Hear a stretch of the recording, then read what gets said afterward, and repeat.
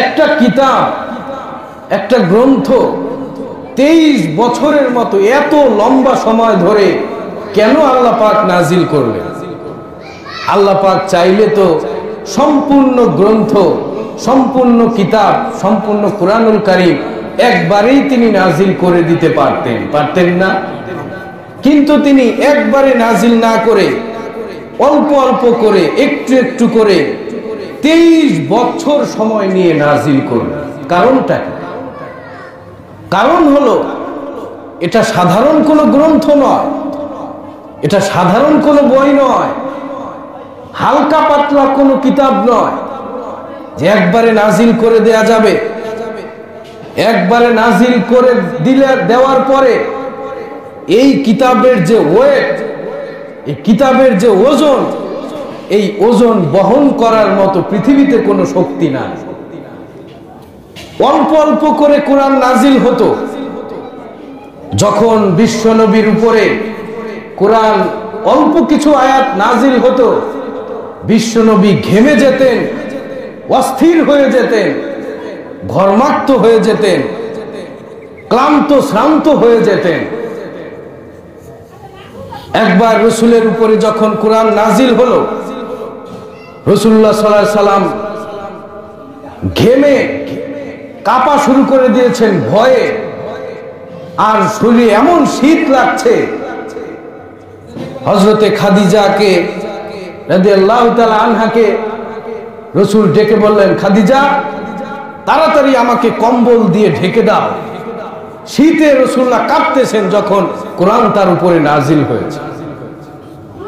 তারপর হযরতে খাদিজা বিশ্বনবীকে কম্বল দিয়ে ঢেকে দিলেন। তারপর আল্লাহ পাক বললেন, ইয়া আইয়ুহাল মুযাম্মিলু কুমিল লাইলা ইল্লা কলিলা। ইয়া আইয়ুহাল মুযাম্মিল, হে বস্ত্রাবৃত, হে কম্বল দ্বারা ঢাকা ব্যক্তি, হে কম্বলে আবৃত ব্যক্তি, দাঁড়াও।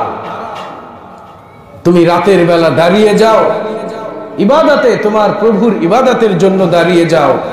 অল্প কিছু সময় ঘুমাও, বাকি সময় তোমার রবের ইবাদতে কাটিয়ে দাও। এইভাবে অল্প অল্প করে কোরআন নাজিল হয়েছে। কারণ কোরআন সাধারণ কোনো গ্রন্থ নয়, কোরআন সাধারণ কোনো বই নয়।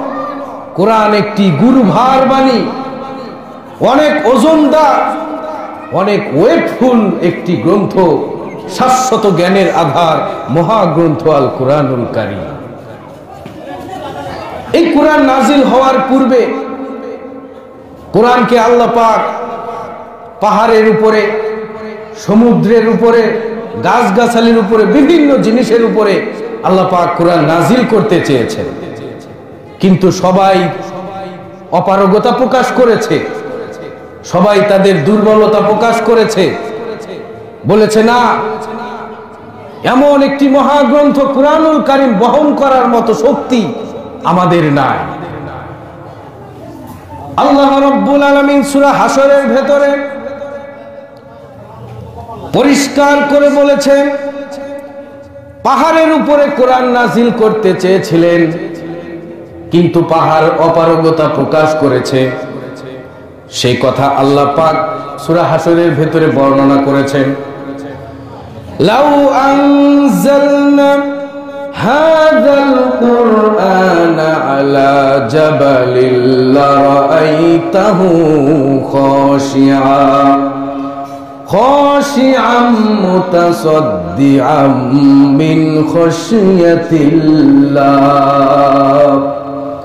আল্লাহ রাব্বুল আলামিন বলে, বান্দারে, আমি যেই কিতাব নাজিল করেছি, তোমার উপরে যেই কিতাব আমি নাজিল করেছি, এই কিতাব যদি আমি পাহাড়ের উপরে নাজিল করতাম, যদি কোনো পর্বতের উপরে এই কিতাব নাজিল করতাম, তাহলে তুমি দেখতে পেতে আমার ভয়ে কোরআনের ওজনে পাহাড় খণ্ড বিখণ্ড দুই ভাগ হয়ে যেত। এই কোরআনের ওজনে পাহাড় দ্বিখণ্ডিত হয়ে যেত, ভেঙ্গে চুরমার হয়ে যেত।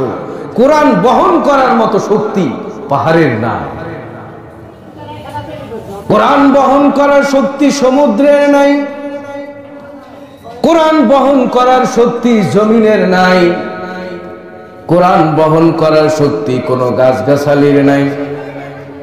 সবাই যখন অপারগতা প্রকাশ করলো, সবাই যখন তাদের নিজেদের দুর্বলতা প্রকাশ করলো, তখন আল্লাহ রব্বুল আলামিন কোরআন নাজিল করার জন্য মানুষের দেহ, মানুষের কলবকে নির্বাচিত করলে।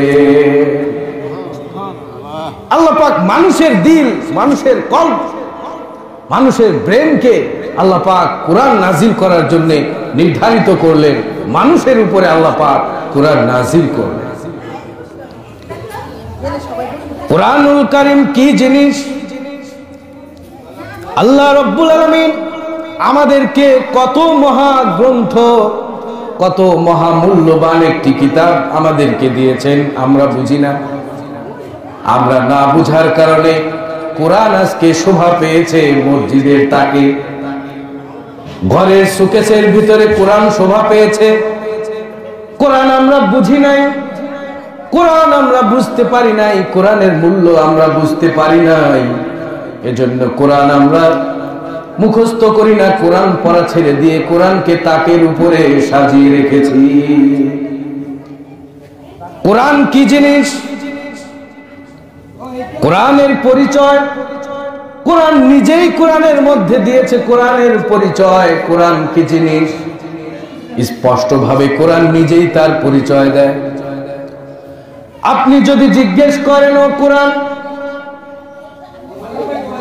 তোমাকে কে নাজিল করেছে, তুমি কোত্থেকে এসেছো, হে কোরআন তুমি কোথায় থেকে এসেছো, কে তোমাকে নাজিল করলো, এই প্রশ্ন যদি কোরআনকে করেন, সঙ্গে সঙ্গে কোরআন উত্তর দিবে, তানজিলাম মিম্মান খালাকাল আরদা ওয়াস সামাওয়াতিল উলা।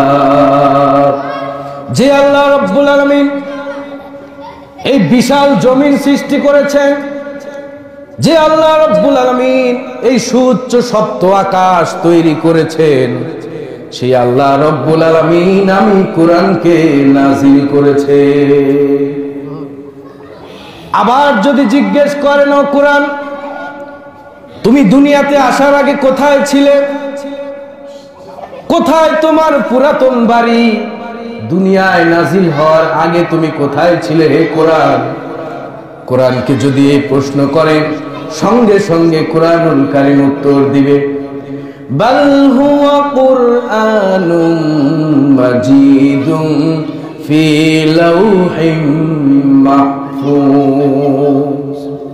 আমি সেই কোরআন দুনিয়াতে আসার আগে আল্লাহ রব্বুল আলামিন আমাকে দুনিয়ায় নাজিল করার পূর্বে লৌহে মাহফুজ নামক একটি জায়গায়, অর্থাৎ সংরক্ষিত এক পুস্তিকার মধ্যে আমি কোরআন লিপিবদ্ধ ছিলাম।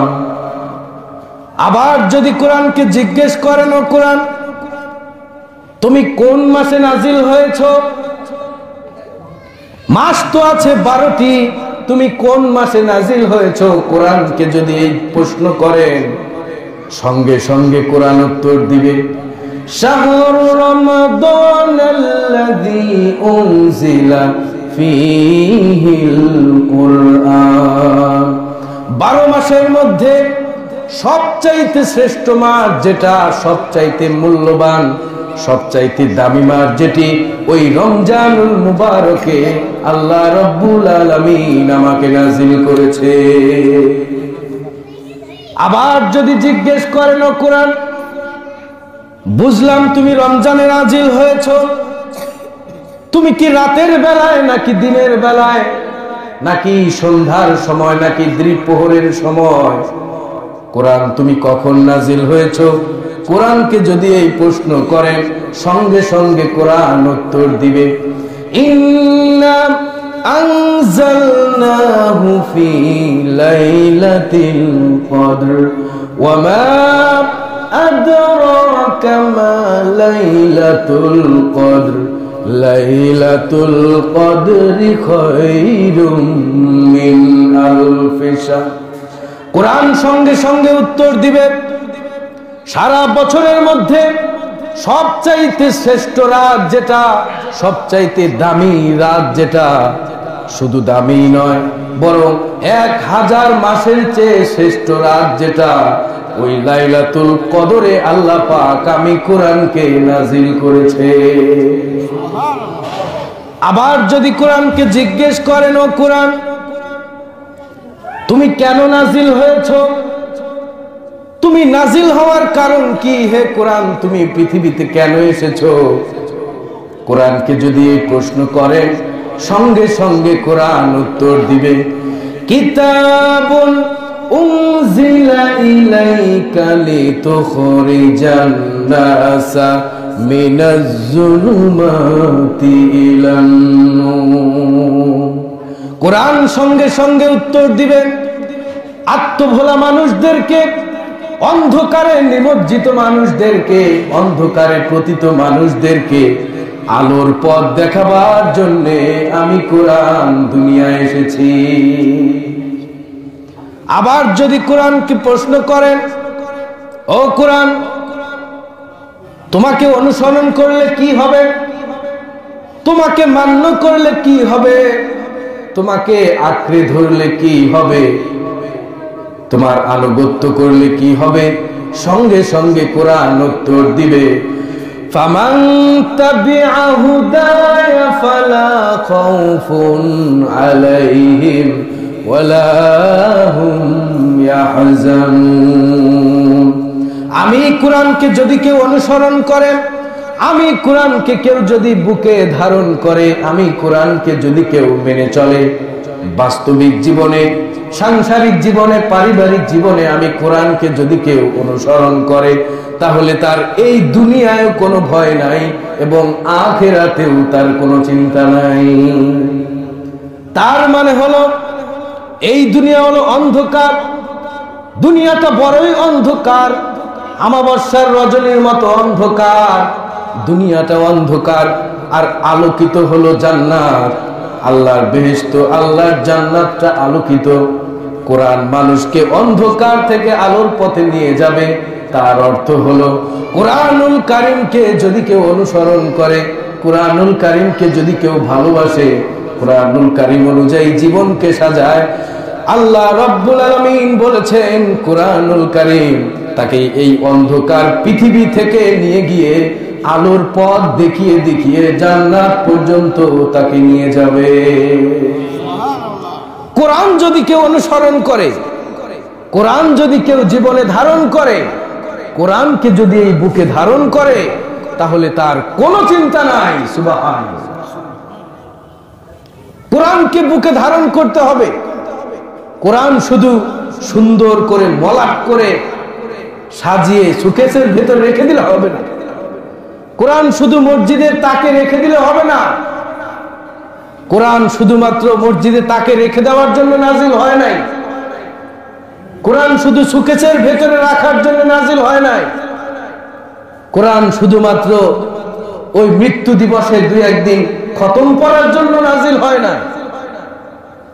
শুধু কি খতম পড়ার জন্য কোরআন নাজিল হয়েছে?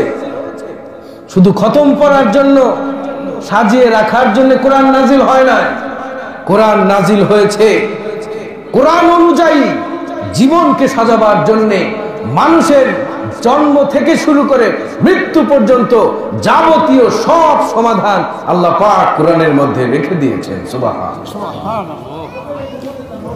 আল্লাহর পক্ষ থেকে মানুষের জন্য দুনিয়াতে সবচাইতে বড় নিয়ামত হলো কোরআনুল কারীম। সুবহানাল্লাহ।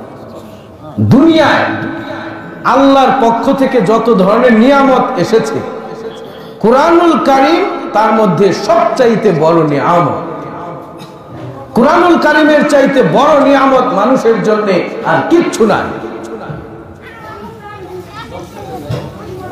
দুনিয়ার যত লেখক আছে, দুনিয়ার যত সাহিত্যিক আছে, দুনিয়ার যত কবি সম্রাট আছে, সাহিত্যিক আছে, তাদের রচনা করা যত বই আছে, তাদের লিখিত যত বই আছে, সব বইয়ের শুরুতে আলাদা একটা অধ্যায় থাকে যার নাম ভূমিকা থাকে। ভূমিকা নামে একটি অধ্যায় থাকে। ওই ভূমিকার ভেতরের লেখক নিজেই তার দুর্বলতা প্রকাশ করে, তার অপারগতা প্রকাশ করে। ওই ভূমিকার মধ্যে লেখক নিজেই লিখে দেন, সম্মানিত পাঠক, আমার এই বইয়ের ভেতরে ভুল থাকতে পারে, বানানে ভুল থাকতে পারে, অসঙ্গতি থাকতে পারে। সম্মানিত পাঠক, যদি আপনার চোখে কোনো ভুল ধরা পড়ে তাহলে আমাকে জানিয়ে বাধিত করবেন। আমাকে জানিয়ে দিলে পরবর্তী সংস্করণে ভুলটা সমাধান করে দেওয়ার চেষ্টা করব। এমন কথা থাকে কিনা কোন? সব বইয়ের লেখক ভূমিকার ভেতরে তার দুর্বলতা প্রকাশ করে। কোন লেখক ভুল থেকে বাঁচতে পারে না। মানুষের পক্ষে ভুল থেকে বেঁচে থাকা সম্ভব নয়। এজন্য সব লেখকই ভূমিকার ভেতরে তার দুর্বলতা প্রকাশ করেন। কিন্তু আল্লাহ রব্বুল আলামিন এমন একটি কিতাব নাজিল করলেন, এমন একটি কোরআন নাজিল করলেন, যাতে কোরআন পড়তে গিয়ে মানুষের কোনো সন্দেহ না থাকে, মানুষের কোনো সংশয় না থাকে। অন্যান্য গ্রন্থের মতো, অন্যান্য বইয়ের মতো কোরআনেও কি ভুল থাকতে পারে কিনা, এই সন্দেহ যাতে না থাকে, আল্লাহ রব্বুল আলামিন কোরআনের শুরুতেই তা পরিষ্কার করে দিয়েছেন। আলিফ লাম মিম যালিকাল কিতাবু লা রাইবা ফীহি। এটি এমন একটি কিতাব, এটি এমন একটি গ্রন্থ, এমন একটি কিতাব আমি নাজিল করেছি। হে মানুষ, তোমাদের জন্য আমি এমন এক কিতাব নাজিল করেছি যার ভেতরে কোনো ভুল নাই। সুবহানাল্লাহ। কোরআন এমন একটি কিতাব যার ভেতরে কোনো ভুল নাই, কোনো সংশয় নাই, কোনো সন্দেহ নাই। এমন একটি কিতাব কোরআনুল কারীম। আপনি কোরআনুল কারীম এমন একটি গ্রন্থ, আপনি যতই শুনবেন ততই ভালো লাগবে, যত শুনবেন ততই মজা লাগবে, ততই বেশি শুনতে মনে চাইবে। কোরআনুল কারীম এক একজন এক এক ভাবে তেলাওয়াত করে, এক একজন এক এক সুরে পড়ে, তারপর কোরআন শুনতেই মনে চায়, কোরআন শুনতে ভালো লাগে। ঠিক কিনা কোন? বাংলাদেশের একজন বড় কারি, বিশ্ববিখ্যাত কারি শায়েখ আহমদ বিন ইউসুফ আল আজহারি, তিনি যখন কোরআন তেলাওয়াত করে মনে হয় এই মাত্র আল্লাহ রব্বুল আলামিন আসমান থেকে কোরআন নাযিল করছে। আরো একজন বড় কারি আছে সাইদুল ইসলাম আসাদ, তিনি যখন কোরআন তেলাওয়াত করে মনে হয় এই মাত্র দুনিয়ার যত গান আছে, দুনিয়ার যত কবিতা আছে, দুনিয়ার যত আবৃত্তি ছন্দ আছে, আপনি শুনবেন যত সুন্দর অভুক্তি এসে যায়, বিরক্তি এসে যায়। ঠিক কিনা কোন? যত সুন্দর গান হোক, ফজরের নামাজেও কোরআন তেলাওয়াত করা হয়, আবার মাগরিবের নামাজেও জোরে জোরে কোরআন তেলাওয়াত করা হয়, আবার এশার নামাজেও জোরে জোরে কোরআন তেলাওয়াত করা হয়। আবার রমজান আসলে পরে তারাবিতে দাঁড়িয়ে দাঁড়িয়ে সারা রমজান জুড়ে খতম তারাবি পড়া হয়। আবার কেউ কেউ সারা দুনিয়ার মানুষ ঘুমিয়ে যাবার পর সাহরির সময় জাগ্রত হয়ে, তাহাজ্জুদের সময় জাগ্রত হয়ে তাহাজ্জুদের নামাজে দাঁড়িয়ে পড়ে আলহামদুলিল্লাহি রাব্বিল আলামিন আর রহমানির রহিম মালিকি ইয়াউমিদ্দিন। সকাল থেকে সন্ধ্যা পর্যন্ত, সন্ধ্যা থেকে সারা রাত কোরআন তেলাওয়াত করে, কোরআন শুনে, তবু আজও পর্যন্ত কেউ এমন কথা বলে নাই কোরআন শুনতে আমার বিরক্তি লাগে, কোরআন শুনতে আমার খারাপ লাগে। এই কথা এই ১৫০০ বছরে আজ পর্যন্ত কেউ বলে নাই। সুবহানাল্লাহ। কোরআন আল্লাহ তাআলার একটি মুজিজা, আল্লাহর পক্ষ থেকে দুনিয়ার বুকে আসা সবচাইতে বড় মুজিজা হলো কুরআনুল কারীম। সুবহানাল্লাহ।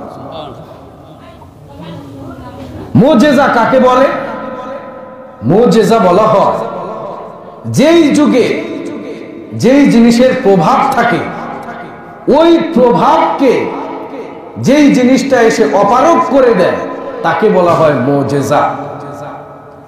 কুরআনুল কারীম এই যুগের জন্য বড় মুজিজা।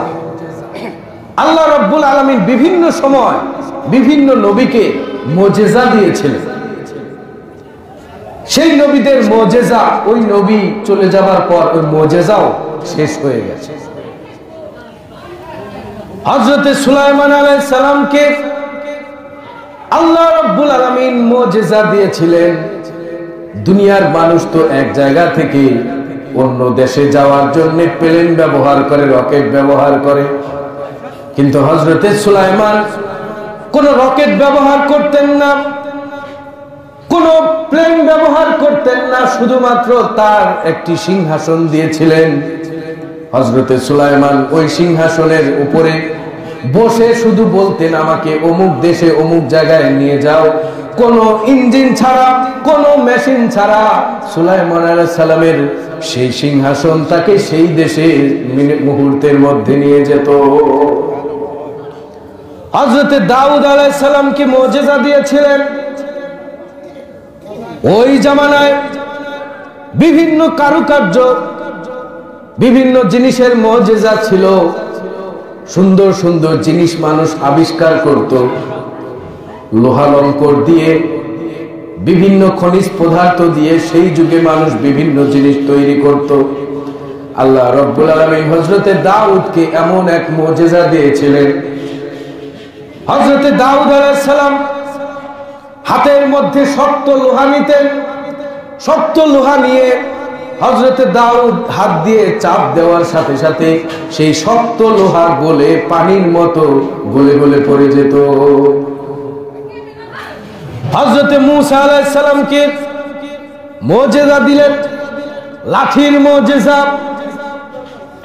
মূসা আলাইহিস সালাম যেই জামানায় এসেছিলেন ওই জামানায় জাদুর অনেক প্রভাব ছিল, জাদুর অনেক প্রভাব ছিল। জাদুকররা তাদের জাদু দেখাতো। হযরত সুলাইমানকে, হযরত মূসা আলাইহিস সালামকে আল্লাহ পাক লাঠির মুজিজা দিলেন। সব জাদুকর যখন তাদের জাদুর মাধ্যমে বড় বড় সাপ তৈরি করলেন, আল্লাহ রাব্বুল আলামিন মূসা আলাইহিস সালামকে যে লাঠির মুজিজা দিলেন, মূসা আলাইহিস সালামকে আল্লাহ পাক ডেকে বললেন, হে মূসা, তোমার হাতে যে লাঠিটা আছে লাঠিটা ছেড়ে দাও। মূসা আলাইহিস সালাম লাঠি ছেড়ে দিলেন। ছেড়ে দেওয়ার সঙ্গে সঙ্গে বিশাল সাপে পরিণত হয়ে গেল। এত বড় সাপ হলো, দুনিয়ার সব জাদুকররা যত জাদু দিয়ে যত সাপ তৈরি করেছিল, মূসা আলাইহিস সালামের লাঠির মাধ্যমে তৈরি হওয়া এক সাপ জাদুকরদের সব সাপকে গিলে ফেলে দিল। আবার হযরতে ঈসা আলাইহিস সালামকে আল্লাহ রাব্বুল আলামিন চিকিৎসার মুজিজা দিয়েছিলেন। ঈসা আলাইহিস সালাম যেই জামানায় এসেছিলেন ওই জামানাটা ছিল চিকিৎসা বিজ্ঞানের যুগ। চিকিৎসা বিজ্ঞান অনেক উন্নত হয়েছিল, অনেক উৎকর্ষ সাধনা করেছিল। ঈসা আলাইহিস সালামকে আল্লাহ রাব্বুল আলামিন চিকিৎসা মুজিজা দান করলেন। দুনিয়ার যত ডাক্তার আছে ঠান্ডা কাশির চিকিৎসা করতে পারে, মাথা ব্যথার চিকিৎসা করতে পারে, ওপেন হার্ট সার্জারি করতে পারে, ক্যান্সারের চিকিৎসা করতে পারে, কিন্তু একজন মৃত মানুষকে দুনিয়ার সমস্ত ডাক্তার মিলেও যদি চেষ্টা করে তবু একজন মৃত মানুষকে জীবিত করতে পারবে না। কথা ঠিক কিনা? আল্লাহ রাব্বুল আলামিন ঈসা আলাইহিস সালামকে এমন এক মুজিজা দিলেন, কোনো ওষুধের প্রয়োজন হয় না, কোনো মেডিসিনের প্রয়োজন হয় না। শুধু মৃত ব্যক্তির সামনে গিয়ে ঈসা আলাইহিস সালাম বলতেন, কুম বিইজনিল্লাহ, তুমি আল্লাহর হুকুমে দাঁড়িয়ে যাও। ঈসা আলাইহিস সালাম এই কথা বলার সঙ্গে সঙ্গে এক মুহূর্ত দেরি হতো না, মৃত ব্যক্তি জিন্দা হয়ে দাঁড়িয়ে যেত। বিভিন্ন সময় আল্লাহ রাব্বুল আলামিন যত নবীকে যত মুজিজা দান করেছেন, সব মুজিজা নবীদের সাথেই শেষ হয়ে গেছে। হযরত সুলাইমান আলাইহিস সালামের ইন্তেকালের পর সুলাইমান আলাইহিস সালামের ওই সিংহাসন আর উড়ে নাই, কেউ সেটাকে লড়াতে পারে নাই। হযরত দাউদ আলাইহিস সালামের ইন্তেকালের পর শক্ত লোহা কেউ হাত দিয়ে চাপ দিয়ে গলাতে পারে নাই, হাত ব্যথা করা ছাড়া কেউ কিছু করতে পারে নাই। হযরত মূসা আলাইহিস সালামের ইন্তেকালের পর মূসা আলাইহিস সালামের লাঠি আর কোনোদিন সাপ হয় নাই। ঈসা আলাইহিস সালামের ইন্তেকালের পর মৃত ব্যক্তিকে আর কেউ কোনোদিন জীবিত করতে পারে নাই। কিন্তু আল্লাহ রব্বুল আলামিন আমার আপনার নবী বিশ্ব নবী মুহাম্মদুর রাসূলুল্লাহ সাল্লাল্লাহু আলাইহি সাল্লামকে যেই মুজিজা দান করলেন তার নাম হলো কোরআনুল কারীম। এই কোরআনুল কারীমের মুজিজা আজও আছে, কালও থাকবে, কিয়ামত পর্যন্ত অক্ষত থাকবে। কোরআনুল কারীম যখন নাজিল হয় এই দুনিয়ায় বিশ্ব নবীর উপরে, কোরআন যখন নাজিল হয় ওই সময়টা ছিল সাহিত্যের যুগ, সাহিত্য বিজ্ঞানের যুগ, সাহিত্যের উৎকর্ষতার যুগ। ওই সময় মক্কার আরবের বড় বড় কবি সাহিত্যিকরা তাদের বিভিন্ন সাহিত্যিক বিভিন্ন কাব্যমালা বিভিন্ন কবিতা লিখে লিখে কাবা ঘরের সামনে টানিয়ে দিত আর বলতো, আমার চাইতে সুন্দর কবিতা, আমার চাইতে সুন্দর সাহিত্য কেউ আর কোনোদিন রচনা করতে পারবে না। দুনিয়ার সব সাহিত্যিক কবি সম্রাটরা গর্ব করে বলতো, আমার চাইতে সুন্দর কবিতা কেউ কোনোদিন লিখতে পারবে না। এমন একটা সময় আল্লাহ রাব্বুল আলামিন তার প্রিয় নবী মুহাম্মদুর রাসূলুল্লাহ সাল্লাল্লাহু আলাইহি সাল্লামের উপরে এমন এক কিতাব নাজিল করলেন, এমন এক সাহিত্যপূর্ণ কিতাব নাজিল করলেন, যেই কিতাবের সামনে, যেই কিতাবের সাহিত্যের কাছে সব দুনিয়ার সব সাহিত্যিক, দুনিয়ার সব কবিরা হাঁটু গেড়ে বসে দিয়েছে। কোরআনের চাইতে সুন্দর সাহিত্য এই পৃথিবীর বুকে আর কেউ কোনোদিন নাজিল করতে পারবে না। শুধু এখন নয়, কিয়ামত পর্যন্ত চ্যালেঞ্জ। আল্লাহ পাক কিয়ামত পর্যন্ত চ্যালেঞ্জ করেছেন, এই কোরআনের মতো তোমরা আরেকটি কোরআন বানাও। ১৫০০ বছর হয়ে গেছে, আজও পর্যন্ত কেউ কোরআনের মতো আরেকটি কোরআন তৈরি করতে পেরেছে? কেউ পারে। আল্লাহ রাব্বুল আলামিন প্রথমে বললেন, প্রথমবার বললেন, তোমরা যদি পারো তাহলে এই কোরআনের মতো আরেকটি কোরআন বানিয়ে দেখাও। দুনিয়ার সব মানুষ অপারগতা প্রকাশ করলো, দুর্বলতা প্রকাশ করলো, কেউ পারলো না। আল্লাহ রাব্বুল আলামিন আরো একটু সহজ করে দিলেন, ফাতু বিসূরাতিন মিসলি ওয়াদউ শুহাদাআকুম মিন দুনিল্লাহি ইন কুনতুম সাদিকিন। তোমাদের যত কবি সাহিত্যিক আছে, তোমাদের যত সাক্ষ্যদাতা আছে, তোমরা যদি সত্য হয়ে থাকো তাহলে কোরআন বানাতে হবে না।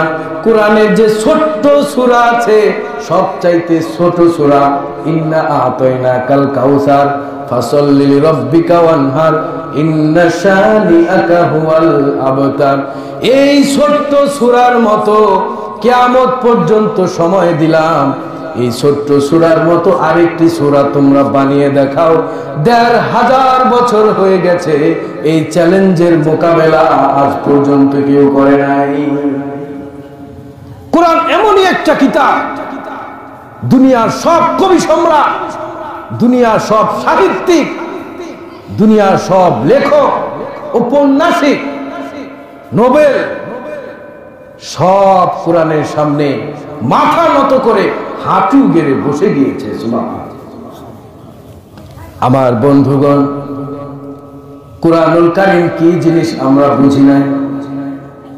কোরআনুল কারীম কত বড় মর্যাদাবান, কুরআনুল কারীম কত মহামূল্যবান গ্রন্থ আমরা বুঝি নাই, এজন্য কোরআন আমরা বুকে ধারণ করি নাই। কোরআনকে মসজিদের তাকে ঘরের শোকেসে রেখে দিয়েছি। আমরা যদি কোরআন বুঝতে পারতাম, কোরআনের মাহাত্ম্য যদি আমরা বুঝতে পারতাম, কোরআন কত মূল্যবান যদি আমরা বুঝতে পারতাম, তাহলে কোরআনকে আমরা বুকে ধারণ করতাম। আমার বন্ধুগণ, এই পৃথিবীতে যত বই আছে, যত কিতাব আছে, কোন বই যদি আপনি না বুঝে পড়েন কোনো লাভ নাই। বাংলা সাহিত্যের একটা বই যদি আপনি না বুঝে পড়েন কোনো লাভ আছে নাকি? লাভ আছে? বাংলা সাহিত্যের একটা বই না বুঝে পড়লে কোনো লাভ নেই। বাংলা ব্যাকরণ বই যদি আপনি না বুঝে পড়েন কোনো লাভ নাই। ইংরেজি বই, ইংলিশ বই যদি না বুঝে পড়েন কোনো লাভ নাই। ইংরেজি গ্রামার বই যদি না বুঝে পড়েন কোনো লাভ নাই। রসায়ন না বুঝে পড়লে কোনো লাভ নাই। পদার্থ বিজ্ঞানের বই যদি না বুঝে পড়েন কোনো লাভ নাই। কেমিস্ট্রির বই যদি না বুঝে পড়েন কোনো লাভ নাই। বায়োলজি না বুঝে পড়লে কোনো লাভ নাই। ফিজিওলজি না বুঝে পড়লে কোনো লাভ নাই। অর্থনীতির বই না বুঝে পড়লে কোনো লাভ নাই। কথা ঠিক আছে? না বুঝে পড়লে কোনো লাভ নাই। কবিতার বই না বুঝে পড়লে কোনো লাভ নাই। একটা উপন্যাস যদি না বুঝে পড়েন কোনো লাভ নাই। দুনিয়ার সমস্ত বই একই হুকুম, বুঝে পড়তে হবে, না বুঝে পড়লে কোনো লাভ নাই।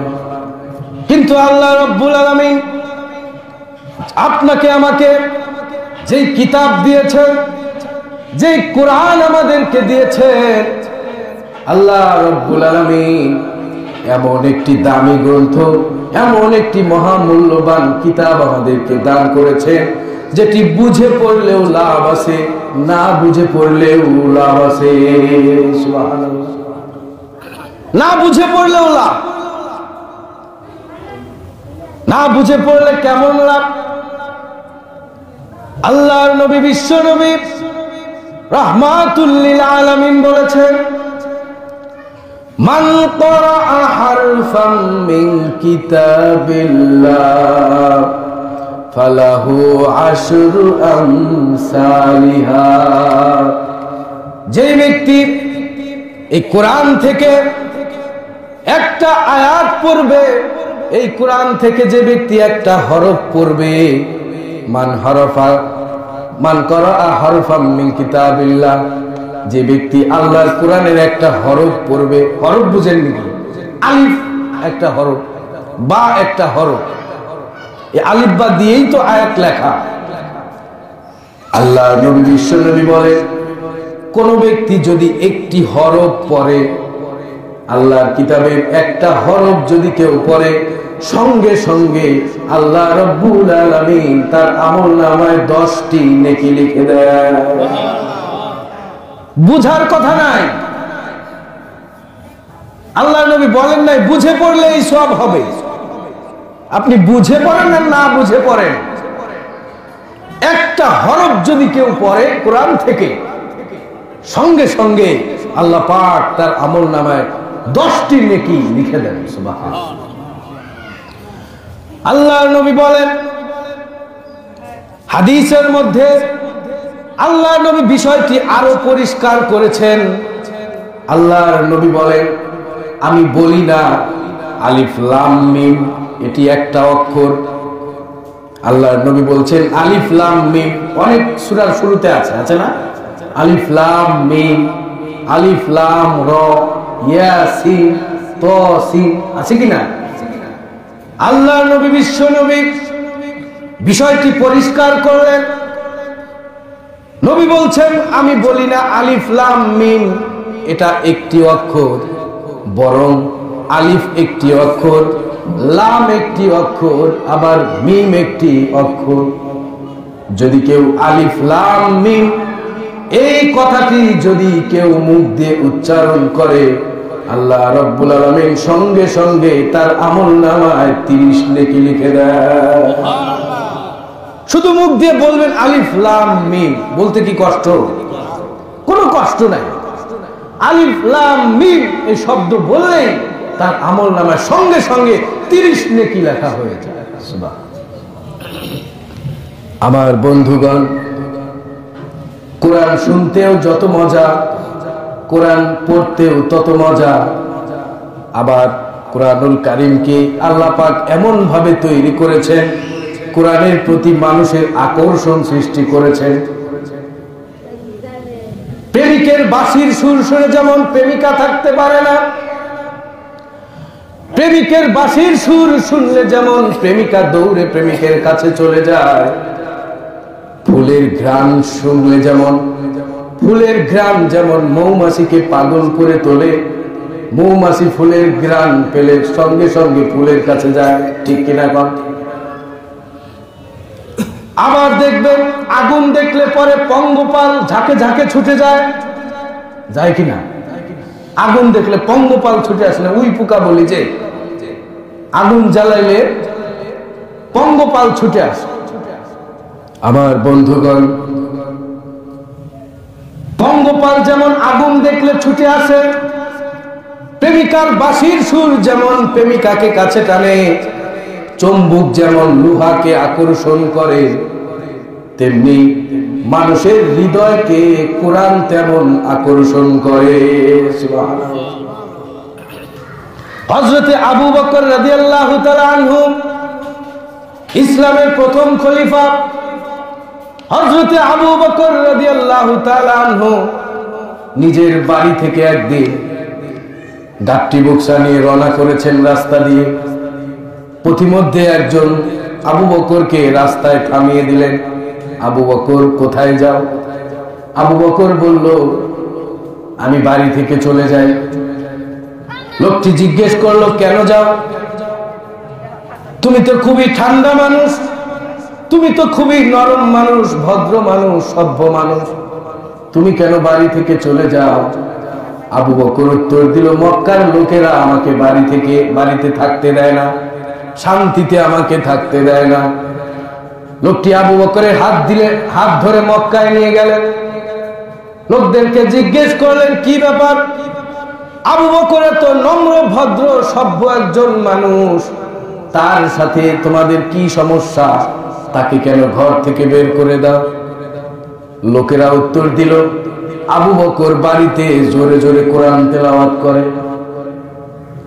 লোকটি তখন বলল, আবু বকরের নিজের বাড়িতে আবু বকর কোরআন তেলাওয়াত করে, তাতে তোমাদের সমস্যা কোথায়? তোমাদের অসুবিধা কোথায়? লোকেরা তখন উত্তর দেয়, আবু বকর কোরআন পড়বে ঠিক আছে, কিন্তু ঘরের ভেতরে কোরআন পড়বে, দরজা জানালা বন্ধ করে কোরআন পড়বে, বারান্দায় এসে কোরআন পড়তে পারবে না, আঙ্গিনায় এসে কোরআন পড়তে পারবে না। আবু বকরের সাথে থাকা লোকটি বলল, কারণ কি? আবু বকরের ঘর যেমন তার নিজের, ঘরের বারান্দাও তো আবু বকরের নিজের, ঠিক কিনা? ঘরের আঙ্গিনাও তার নিজের, ঘরের সামনের পেছনের সব জায়গা আবু বকরের নিজের। তাহলে ঘরের ভিতরে কোরআন তেলাওয়াত করতে পারলে বারান্দায় এসে, আঙ্গিনায় এসে কেন কোরআন পড়তে পারবে না? লোকেরা তখন উত্তর দিল, ঘরের ভেতরে কোরআন তেলাওয়াত করলে আমাদের কোনো সমস্যা নেই, কারণ ঘরে তেলাওয়াত করলে কোরআনের আওয়াজ বেশি দূরে আসে না, দূর থেকে শোনা যায় না। কিন্তু আবু বকর যখন বারান্দায় বসে বসে কোরআন তেলাওয়াত করে, আঙ্গিনায় বসে বসে কোরআন তেলাওয়াত করে, তখন আবু বকরের কোরআনের আওয়াজ দূরে দূরে ভেসে যায়। আবু বকরের কোরআনের আওয়াজ যখন দূর থেকে শোনা যায়, আমাদের বাড়ির মানুষজন, আমাদের বাড়ির সন্তানেরা, আমাদের বাড়ির মানুষজন যখন আবু বকরের কোরআন শুনতে পায়, তখন তাদেরকে আর জোর করে ঘরে রাখা যায় না। আবু বকরের কোরআন তেলাওয়াত শোনার জন্য সব মানুষ দৌড়ে আবু বকরের বাড়ি চলে যায়। কোরআন মানুষকে আকর্ষণ করে। চুম্বকের মতো কোরআন মানুষকে আকর্ষণ করে। কোরআন যে শুনবে তার ভেতরে কোরআন প্রভাব বিস্তার করবে। মনোযোগের সাথে কেউ যদি কোরআন তেলাওয়াত শুনে তার ভেতরে কোরআন প্রভাব বিস্তার করে, ইসলামের জন্য তার দিলটাকে আল্লাহ পাক খুলে দেন। সুবহানাল্লাহ। কোরআন শুনেছিল জিনদের একটি দল। জিন ছিলেন নিজে, দেখা যায় না, আছে তো। জিনদের একটি দল আল্লাহর নবীর মুখে কোরআন তেলাওয়াত শুনেছিল। ও আমার ভাইরা, আমাদের দেশের কারীরা যদি কোরআন তেলাওয়াত করে তাহলে কত সুন্দর শোনা যায়। আর যেই নবীর উপরে কোরআন নাজিল হয়েছে সেই নবী যদি কোরআন তেলাওয়াত করে না জানি কত সুন্দর শোনা যেত। আল্লাহর নবী যখন কোরআন তেলাওয়াত করেন, ফজরের সময়ে কোরআন তেলাওয়াত করছেন আল্লাহর নবী, ওই সময় মসজিদের পাশ দিয়ে জিনদের একটি দল যাচ্ছিল। আল্লাহর নবীর মুখে জিনেরা কোরআন যখন শুনতে পেল, সাথে সাথে তারা হতভম্ব হয়ে গেল, আশ্চর্য হয়ে গেল, কোরআন শোনার জন্য সেখানেই দাঁড়িয়ে গেল। সেই কথা আল্লাহ রাব্বুল আলামিন কোরআনের ভেতরে বর্ণনা করেছেন। উল উহিয়া ইলাইয়া আন্নাহু ইসতামা'a নাফারুম মিনাল জিন্নি ফাকালু ইন্না সামি'না কুরআনান আজাবা। জিনেরা বলল, আমরা এমন এক আশ্চর্য কোরআন শুনেছি, এমন এক মহাগ্রন্থ আল কোরআন শুনেছি যেটি ইয়াহদি ইলার রুশদি ফাআমান্না বি ওয়ালান নুশরিকা বিরাব্বিনা আহাদা। আমরা এমন এক আশ্চর্য কোরআন শুনেছি যে কোরআন মানুষকে সত্যের পথ দেখিয়ে দেয়। আমরা সেই কোরআনের উপরে ঈমান এনেছি, সেই কোরআনকে আমরা বিশ্বাস করেছি। সুতরাং আজ থেকে আল্লাহর সাথে আমরা কাউকে শরীক করব না। জিনেরা কোরআন শোনার সাথে সাথে জিনদের অন্তরে কোরআন প্রভাব বিস্তার করেছে। সঙ্গে সঙ্গে তারা আল্লাহর নবীর কাছে এসে কোরআন শুনে মুগ্ধ হয়ে তারা ইসলাম ধর্ম গ্রহণ করলেন। সুবহানাল্লাহ। ও আমার ভাইরা, কোরআন আল্লাহ পাক নাজিল করেছেন শুধুমাত্র মসজিদে রেখে দেওয়ার জন্য নয়, শুধুমাত্র ঘরের সুকেশে সুন্দর করে মলাট করে রেখে দেওয়ার জন্য নয়। কোরআন আল্লাহ পাক নাজিল করেছেন কোরআন অনুযায়ী জীবনকে সাজাবার জন্য, জীবনকে বাস্তবায়ন করার জন্য আল্লাহ পাক কোরআনকে নাজিল করেছেন। আপনি কোরআনের সংস্পর্শে আসেন, আপনার দাম অটোমেটিক বেড়ে যাবে। কোরআনের সংস্পর্শে যারা আসে, কোরআনের সঙ্গে যারা আসে, কোরআনকে যারা ভালোবাসবে, অটোমেটিকই আল্লাহ তাদের দাম বাড়িয়ে দিবেন। সুবহানাল্লাহ। অনেক দামি একটা ব্লেজার দাম 10,000 টাকা, দামি একটা ব্লেজার 10,000 টাকা।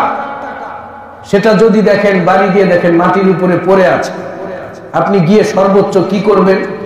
উঠিয়ে একটা ঝাড়া মারবেন, রেখে দিবেন। ঠিক তো? ঠিক তো? কথা বুঝেন না মনে হয়? যদি দেখেন মাটির উপরে পড়ে আছে 10,000 টাকা দামের ব্লেজার, মাটি থেকে উঠিয়ে একটা ঝাড়া মারবেন, রেখে দিবেন। কিন্তু 30 টাকা দামের গজের, 50 টাকা দামে একটি কাপড় যেটা কোরআনের সাথে লেগেছিল, কোরআনের গ্লাভ বানানো হয়, কোরআনের গ্লাভ যেটার মধ্যে কোরআন রাখা হয়, যদি বাড়ি গিয়ে দেখেন ওই 50 টাকা দামের কাপড়, একদম কম মূল্যের কাপড়টা মাটির উপরে পড়ে আছে, আপনি উঠে কি শুধু ঝাড়া মারবেন না কি করবেন? মুখে চুমো খাবেন, বুকে জড়িয়ে ধরবেন, ঠিক কিনা? কম। এই অল্প মূল্যের কাপড়টাকে দাম বাড়িয়ে দিল কে বলেন? কোরআন। কোরআনের সংস্পর্শে এসেছে, ওর দাম বেড়ে গিয়েছে। আপনি কোরআনের সংস্পর্শে আসেন, আল্লাহ পাক আপনার দাম বাড়িয়ে দিন।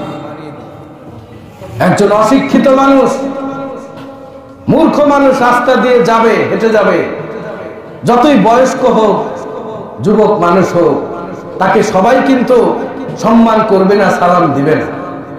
কিন্তু একজন মাদ্রাসার ছাত্র, ছোট্ট মানুষ, মাথায় টুপি দিয়ে পাঞ্জাবি পরে হেঁটে যায়, তাকে যেই দেখে সেই সালাম দেয়, আসসালামু আলাইকুম।